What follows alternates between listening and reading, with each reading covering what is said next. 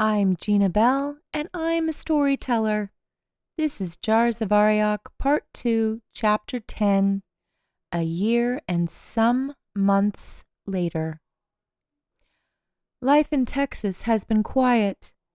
I spend most afternoons on my veranda watching my girls roam our property.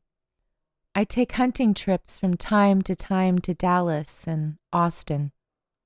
Nanny seems to love it here. The home I bought is a 4-bedroom, 4-bath, ranch-style home with a huge open kitchen. I had granite countertops put in and traded the carpet for Spanish tile. I'm comfortable here. I miss New York, but that's only a dream for me now. The girls would make living in New York nearly impossible. I named my 3 half-breeds, Mohawk, Mo for short, Leonora, Leo, and Sage. Sage and Leo have beautiful full manes that surround their beautiful blue faces. Mo's signature mohawk stands tall above her head. The 3 girls now dwarf their mother. I have no idea how long they will grow, but they're almost as big as Arioch's now. Their personalities, they remind me of Hope's personality. They are true sages, but there is a look they get in their eyes every once in a while. Sometimes I can see what they're looking at, and sometimes I can't. One night I woke to the sounds of coyotes howling close to the ranch. Mo began growling, a growl that I could feel. It was like that of a big cat roaring. When I was little, our grandparents took us to the San Francisco Zoo. This zoo would bring the big cats into a huge auditorium so you could watch them feed. There was a safety gate to keep the onlookers safe. I was maybe 6 feet from them, and as they roared back and forth to one another, the roar from such an animal up close, it reverberates in your body. Mo's growl felt the same way to me. She growled and then walked outside. She howled one more time. I never heard another sound that night. When I hold their coins, I can see everything they see. The 3 are loving and loyal. They never leave my side unless they are with Arioch. I only take Hope on our hunts. Hope still acts aggressively when Arioch is around. Her 3 daughters, well, they seem excited when the boss comes. The 3 puppies never sleep. They slept when they were very little, but I have not seen it since. At night, they will lay down and be quiet, but I've never seen them sleep. Also, I've not fixed them. I would have to find a vet that can keep a secret, and I can't risk that. None of them have gone into heat, that I can tell. I had Hope fixed as soon as she weaned the puppies. I bet you're asking yourself, what I feed them? This is one of the most shocking aspects of the whole thing. I never feed the 3 half-breeds. Arioch seems to be in charge of that. Once a day he comes for them. I know it's about to happen when Hope goes crazy aggressive and the other 3 act as if they are going to the dog park. Then a portal will open, and they run through it. They'll be gone for maybe 5 seconds, and then they run back through and straight to me, stinking of sulfur and blood. I assume they eat when they're with him, but I really don't even want to think about what he actually feeds them. I've tried countless things, and they'll never eat from me. I held onto their coins once, but all I saw was blurs of red. It happened so fast I couldn't see it. Arioch in his bendable time strikes again. They could be over there for days, but from my perspective, it's only seconds. Though I try not to abuse it, I can't help but go there myself.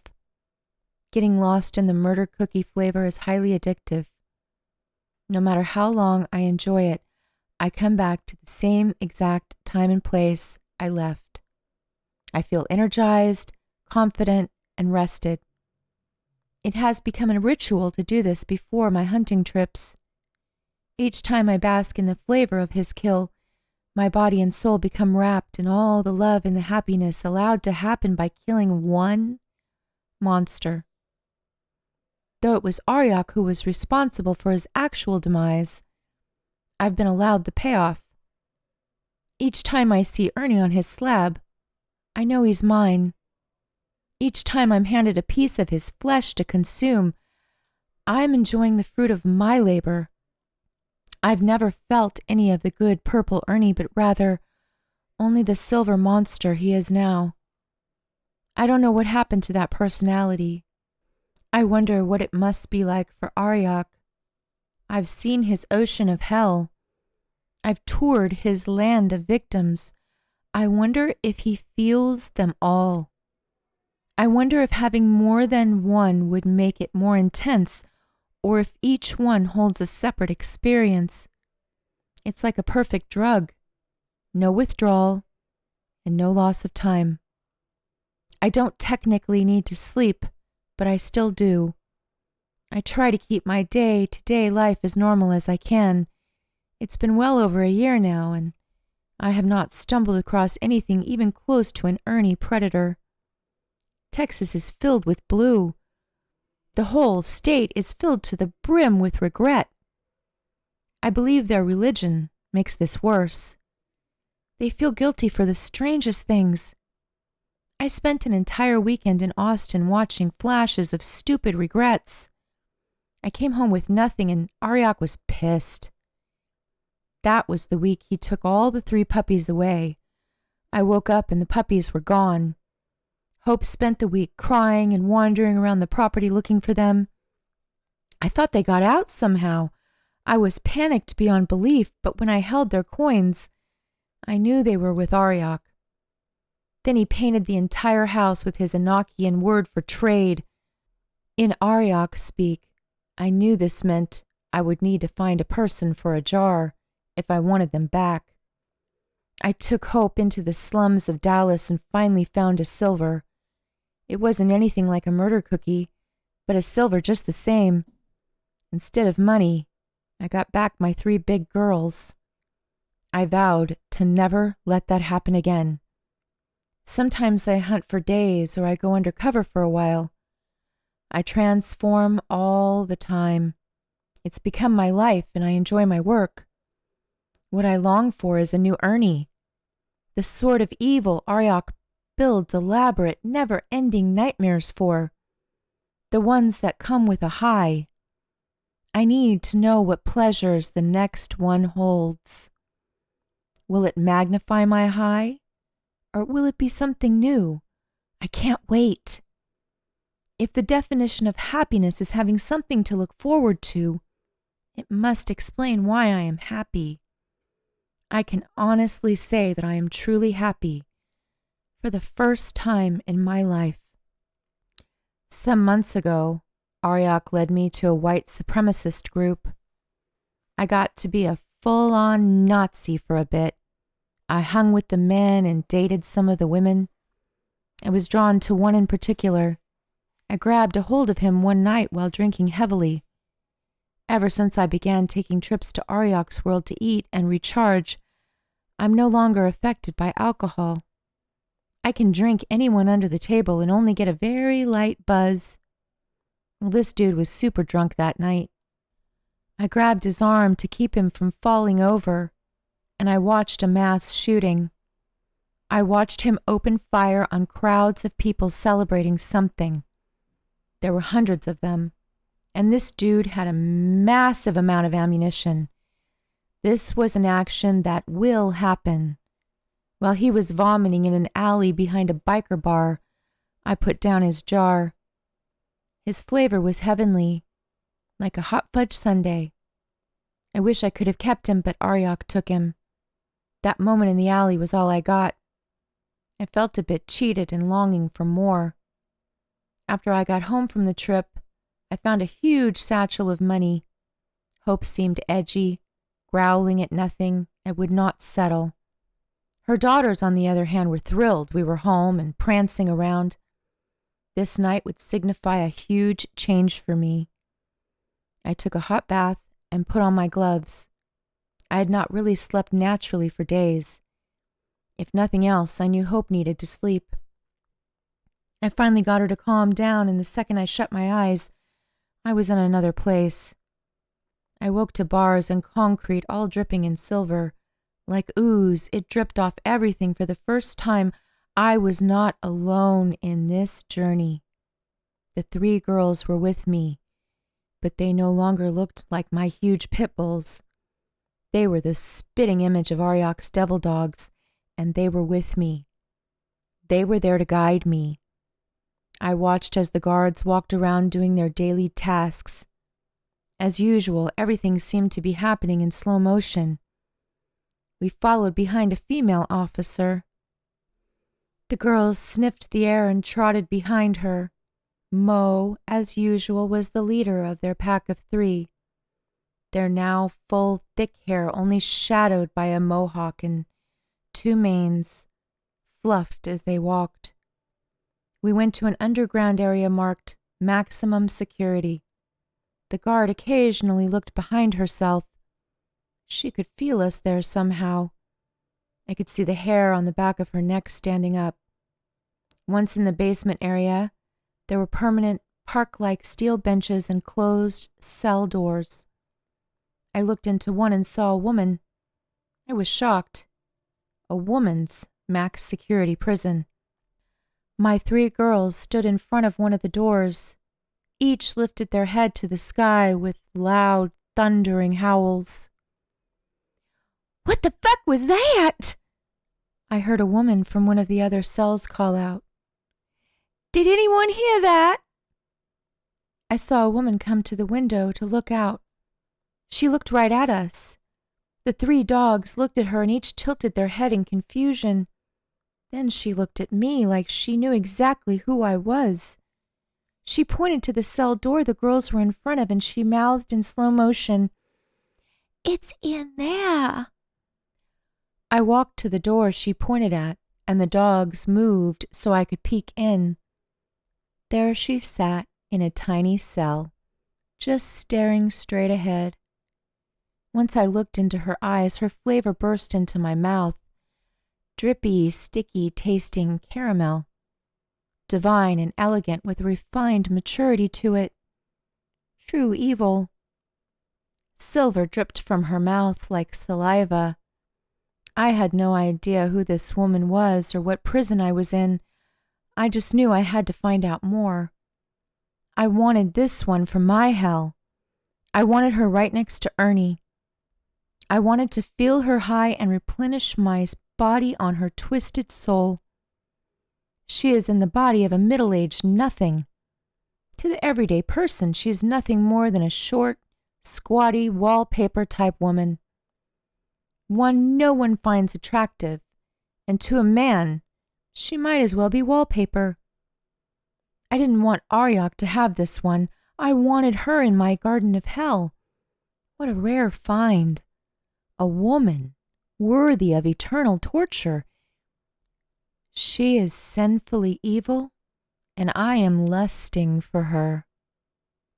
"Come here," the voice from the other door cries out again.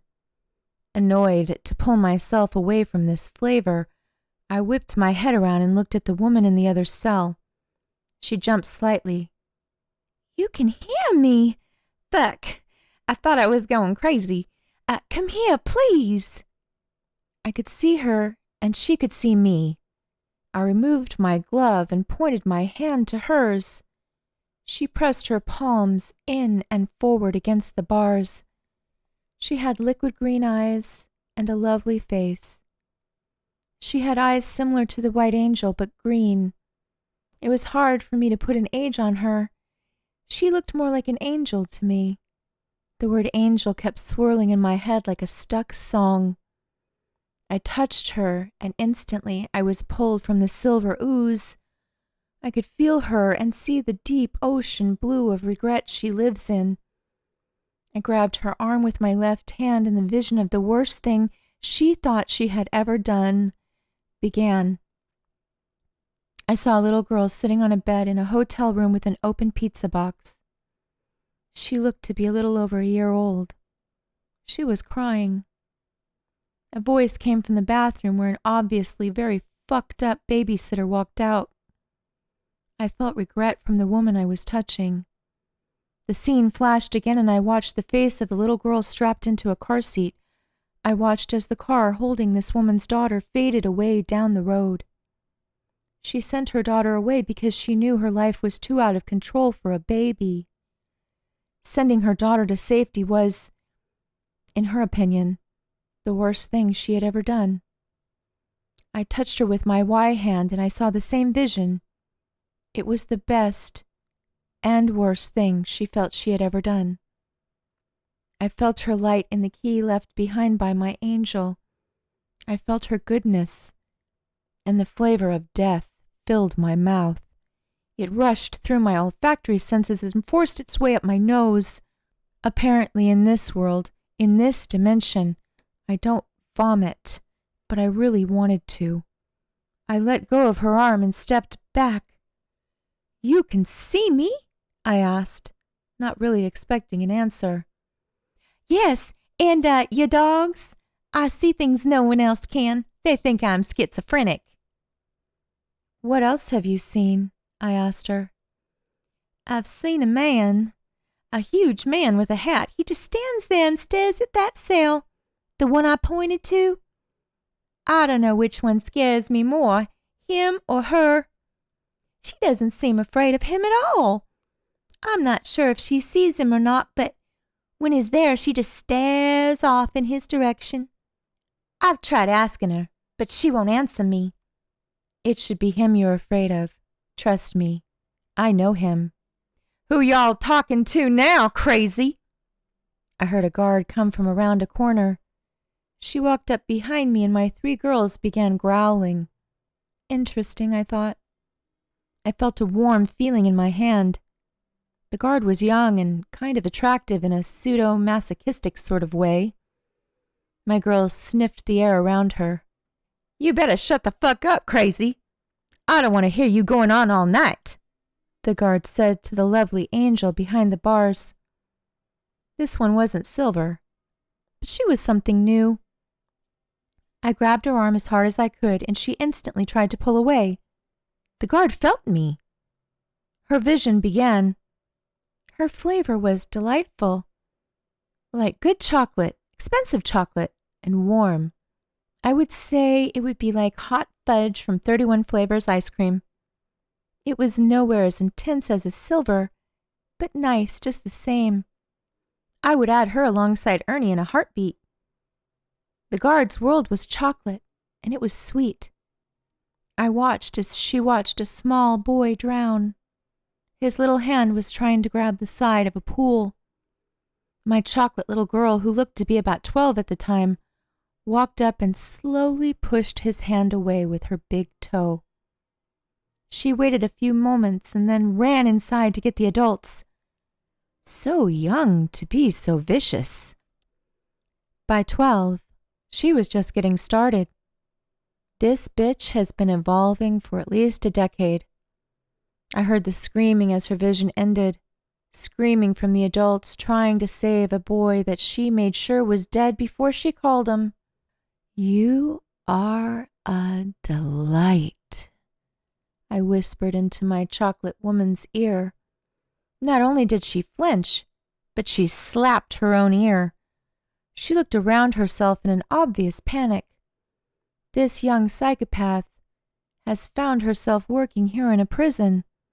Now she spends her days picking the wings off the human flies she gets paid to watch over. "I know someone who will just love you, my chocolate beauty. I'm going to get paid well for you."